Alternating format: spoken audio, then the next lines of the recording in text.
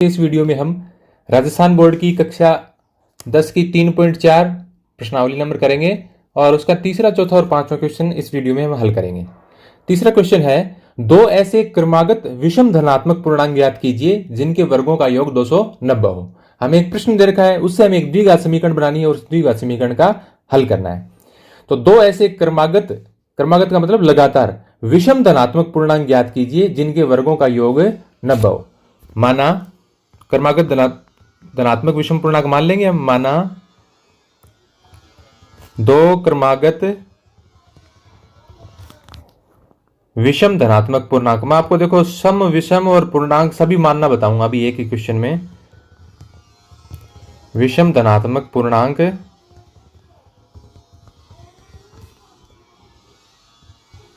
x तथा x plus 2 है। ऐसा क्यों माना? देखो लगातार पूर्णांक हो तो वो कैसे आते हैं?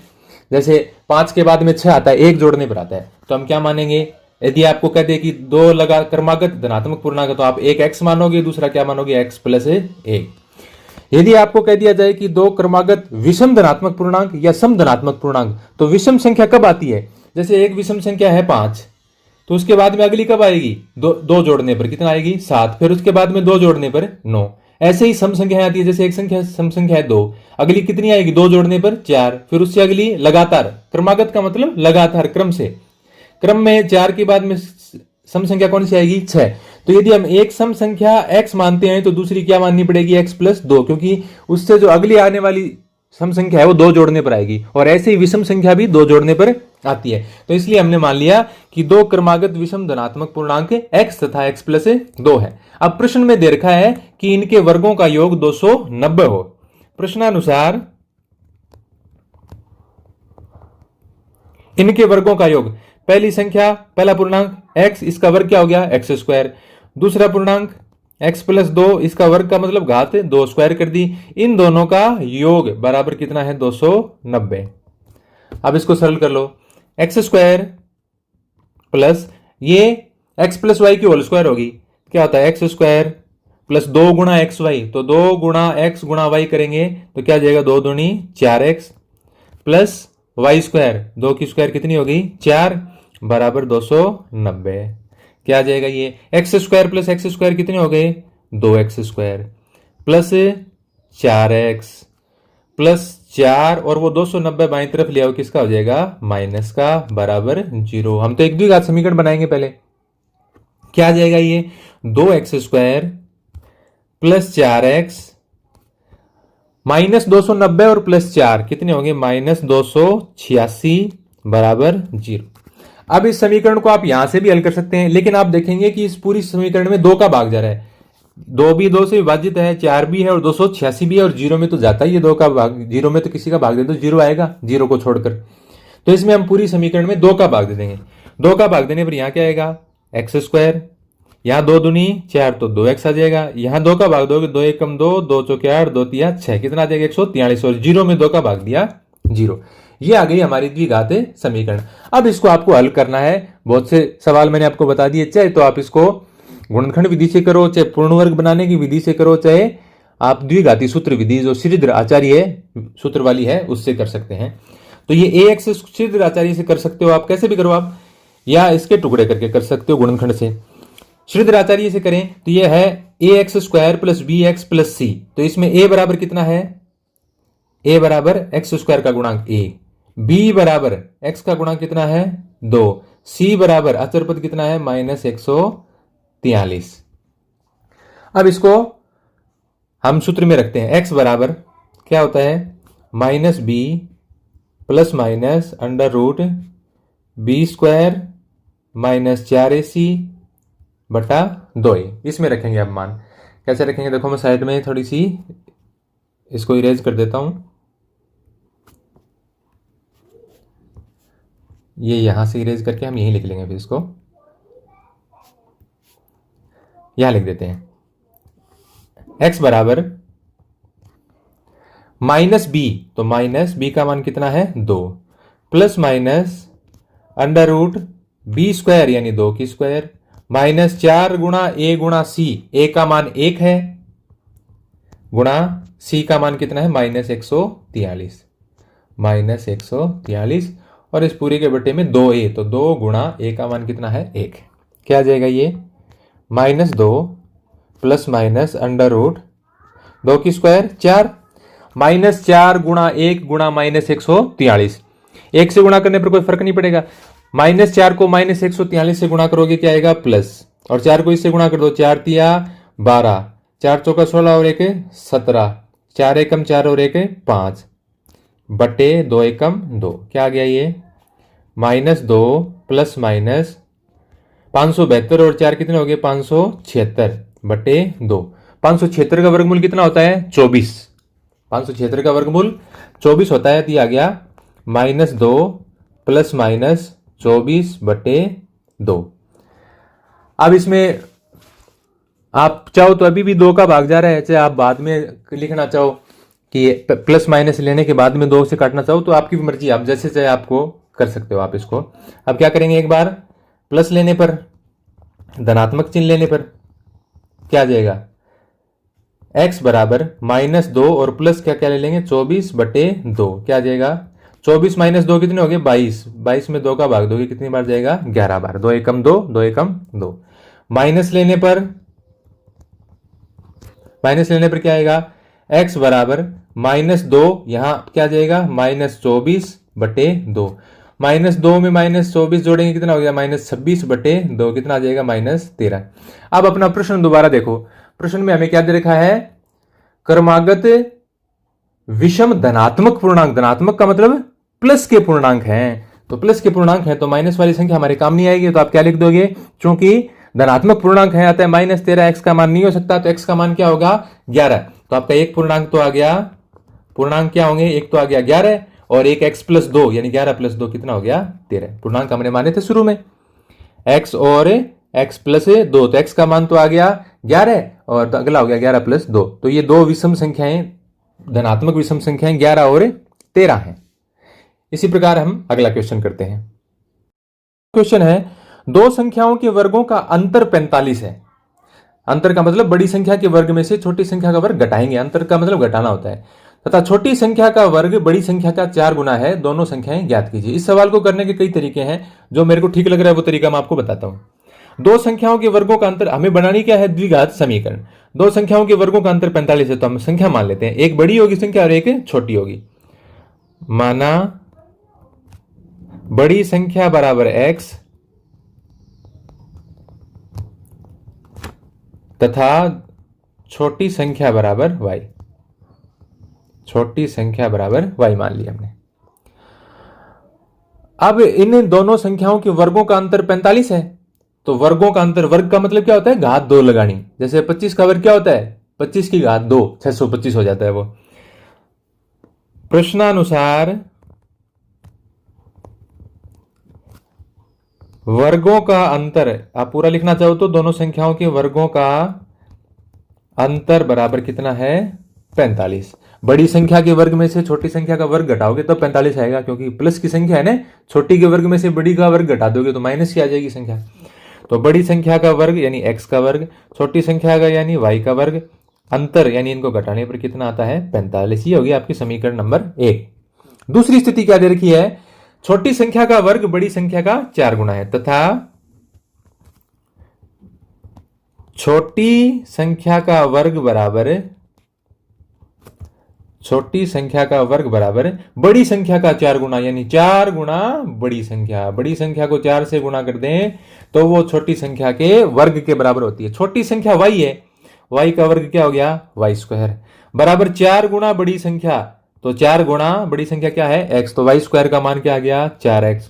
ये y स्क्वायर का मान हम समीकरण 1 में रख देंगे, y स्क्वायर का मान, y स्क्वायर का यह मान समीकरण 1 में रखने पर, समीकरण 1 में रखने पर रख दो। समीकरण 1 में x स्क्वायर है माइनस y स्क्वायर का मान कितना है 4x है, और बराबर 45 है, वो बाएं पक्ष में ले आओ, किसका हो गया माइनस का, बराबर 0। ये बन गया आपकी एक द्विघात समीकरण। इसको हम सरल कर सकते हैं और x का मान ज्ञात कर सकते हैं। कैसे ज्ञात करेंगे देखिए, इससे पहला सवाल मैंने आपको श्रीधर आचार्य विधि से, द्विघाती सूत्र विधि से बताया, तो ये गुणनखंड से बता देते हैं। क्या हो जाएगा इसमें, देखो गुणनखंड में आपको क्या देखना पड़ता है, एक्स स्क्वायर का गुणांक कितना है 1 गुणा अचर पद जिसके साथ एक्स वाई नहीं है -45, दोनों को गुणा करो कितना आ जाएगा -45।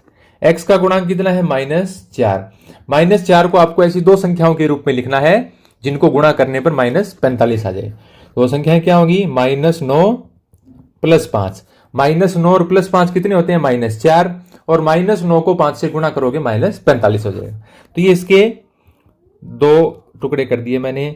-4x को क्या लिखेंगे, -9x + 5x, -9x + 5x -45 बराबर 0। अब इन दो का समूह बनाकर इनमें कॉमन लेंगे। पहले दो में x कॉमन आ रहा है, अंदर बच गया x -9 प्लस इनमें 5 कॉमन आ जाएगा। 45 को आप क्या लिख सकते हो, 5 निम 45, तो क्या आ जाएगा 5 कॉमन आ जाएगा, क्या बचेगा यहाँ x माइनस आगे क्या बच जाएगा 9 बराबर 0। अब x -9 दोनों पदों में कॉमन आ रहा है, यहाँ क्या बच जाएगा x और आगे क्या बच गया प्लस का 5 बराबर 0। अब एक बार आप दो पद गुणा में है, दो संख्याएं गुणा में हो बराबर 0 हो तो उनमें से कोई एक तो 0 होती है, नहीं तो 0 हो ही नहीं सकता। तो ये x -9 बराबर 0 या x + 5 बराबर 0। माइनस का 9 दाएं पक्ष में लेके किसका हो गया प्लस का, एक तो ये आ गया मान, प्लस का 5 दाएं पक्ष में ले जाओ किसका हो जाएगा माइनस का। दो मान आ गए, एक x का मान आ गया 9 और एक x का मान आ गया -5। अब यदि हम x का मान 9 लेते हैं, x बराबर 9, तो बड़ी संख्या तो क्या हो गई आपकी 9, बड़ी संख्या बराबर कितनी हो गई 9। और छोटी संख्या आप कैसे निकालेंगे, देखो ये रहा, आप किसी से भी निकाल दो, समीकरण नंबर 1 से निकाल लो चाहे समीकरण नंबर 2 से निकाल लो। जैसे समीकरण 2 से निकाल लो, समीकरण 2 आपके पास क्या है, y² बराबर 4x, तो y² बराबर 4 गुणा x, बड़ी संख्या क्या आई है 9, 4 निम 36 का मान क्या आ जाएगा +-6। प्लस माइनस क्यों, वर्गमूल में प्लस की और माइनस की दोनों संख्याएं आती हैं, क्योंकि इससे आप वापस इस स्टेप में जाओगे तो 6 का वर्ग भी 36 होता है और -6 का वर्ग भी 36 होता है। तो आपका x का मान क्या था, x बराबर 9 और छोटी संख्या y बराबर 6, या तो ये होगा या x बराबर 9 छोटी संख्या y बराबर -6, ये दोनों उत्तर सही है। अब इसमें x बराबर -5 आया था, वो कहां गया, ये हम ले नहीं सकते। देखो कैसे, कि आपके पास क्या है, छोटी संख्या का वर्ग बराबर 4 गुणा बड़ी संख्या, y² बराबर 4x है, y² बराबर 4 गुणा x का मान कितना ले -5, तो कितना आ जाएगा ये -20। अब आपको छोटी संख्या निकालने के लिए दोनों पक्षों का क्या लेना पड़ेगा, वर्गमूल, अंडर रूट लगाओगे आप, तो -20 का वर्गमूल कैसे निकालोगे, अंडर रूट के अंदर -20 काल्पनिक संख्या होती है जिसका हमारे पास हल नहीं है, आपकी छोटी कक्षाओं में इसका हल होता ही नहीं है। तो ये हमारे पास दो हल हो गए, x बराबर 9 y बराबर 6, या दूसरा x बराबर 9 तो y बराबर -6, ये दोनों ही सही है। देखिए 16 को दो भागों में इस प्रकार विभाजित कीजिए कि बड़े भाग के वर्ग का 2 गुना छोटे भाग के वर्ग से 164 अधिक हो। यानी 16 को दो भागों में बांटना है, 16 से ही हमें दो संख्याएं बनानी है, तो एक बड़ा भाग हो जाएगा 16 का, बड़ी संख्या कह सकते हो एक छोटी। शुरू करते हैं इसको, माना बड़ा भाग बराबर x,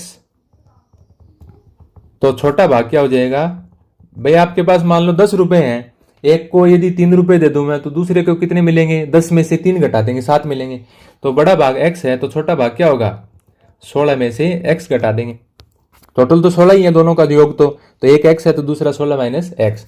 अब प्रश्नानुसार, प्रश्न में जो स्थिति है वो आप पढ़ लो, लिखने की जरूरत नहीं है। प्रश्नानुसार क्या स्थिति है, बड़े भाग के वर्ग का 2 गुना, करते जाओ साथ साथ, बड़े भाग x का वर्ग, इसका 2 गुना, 2 से गुणा कर दो इसको, वर्ग का मतलब घात 2 लगानी, और इसको 2 से गुणा कर दिया। बड़े भाग के वर्ग का 2 गुना क्या है, छोटे भाग के वर्ग से 164 अधिक है, छोटे भाग का वर्ग, छोटा भाग 16 - x, इसका वर्ग क्या हो गया 16 - x का होल स्क्वायर, इससे 164 अधिक है, यानी ये 164 ज्यादा है, तो यदि छोटे भाग वाले वर्ग में यदि हम 164 जोड़ देंगे तो दोनों क्या हो जाएंगे बराबर। एक बार फिर से देखिए, बड़े भाग x का वर्ग और उसका 2 गुना, x² का 2 गुना 2x² हो गया, ये छोटे भाग के वर्ग, छोटा भाग हमारे ये वर्ग का मतलब इसके ऊपर घात 2 लगा दो, ये लगा दी हमने, इससे ये बड़ा भाग 164 ज्यादा है, तो इनको बराबर कैसे लिखा जाएगा, या तो बड़े भाग के वर्ग में से 164 घटाओ, तो ये दोनों बराबर हो जाएंगे, या छोटे भाग के वर्ग में 164 जोड़ दें तो ये दोनों बराबर हो जाएंगे। अब इसको होल स्क्वायर खोल लेंगे तो ये हमारी द्विघात समीकरण बन जाएगी। फिर ये 2x² बराबर 16 माइनस एक्स की whole square a minus B की होल स्क्वायर क्या होती है a² यानी 16 की स्क्वायर माइनस 2ab 2 गुणा a का मान 16 गुणा b का मान x प्लस b² यानी x की स्क्वायर प्लस 164। अब ये क्या आ जाएगा, साथ साथ ही लिखते जाते हैं, चलो 2x² बराबर 16 की स्क्वायर, 16 को 16 से गुणा करोगे 256, ये 16 दूनी 32x प्लस x² प्लस 164। अब इनको बाएं पक्ष में ले आओ, यहां आ गया 2x², यहां प्लस x² है, यहां लिया हो किसका हो गया माइनस का।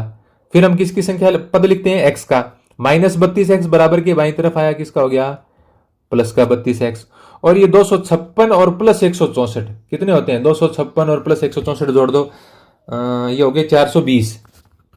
तो प्लस के 420 बाएं पक्ष में आएंगे किसके हो जाएंगे माइनस के, बराबर 0। क्या आ जाएगा 2x² में से x² घटाया x² प्लस 32x माइनस 420 बराबर 0। अब आप इसके, मैंने आपको बहुत से क्वेश्चन बता दिए जिसमें आपको द्विघात समीकरण हल करने के बारे में बताया है, तो आप इसके गुणनखंड भी बिल्कुल आसानी से हो जाएंगे, और चाहो तो आप इसको द्विघाती सूत्र विधि से कर सकते हो। गुणनखंड विधि में आपको थोड़ी सी बता देता हूं शॉर्ट में। x² का गुणांक कितना है 1, अचर पद कितना है माइनस 420, दोनों को गुणा करोगे क्या आएगा माइनस 420 आएगा। x का गुणांक कितना है 32, 32 को आपको दो ऐसी संख्याओं के रूप में लिखना है जिनको गुणा करने पर क्या आ जाए माइनस 420 आ जाए, सीधा सा एकदम 42 माइनस 10, 42 में से 10 घटाओगे 32, 42 को माइनस 10 से गुणा करोगे माइनस 420, तो ये दो टुकड़े हो जाएंगे और इससे आप दोनों संख्याओं को ज्ञात कर सकते हो।